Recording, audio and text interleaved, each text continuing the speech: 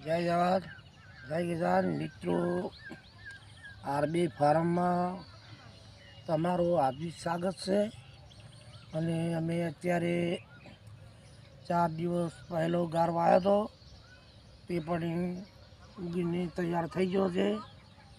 અને મિત્રો ચોળી પણ ઘણી બધી વાવેલી છે.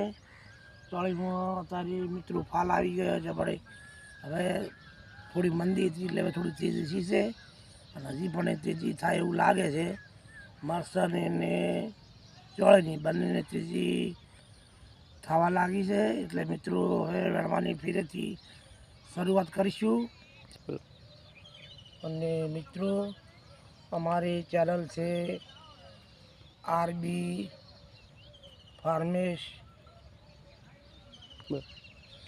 એમને સબસ્ક્રાઈબ કરજો, કોમેન્ટ કરજો. જય જવાન જય કિસાન.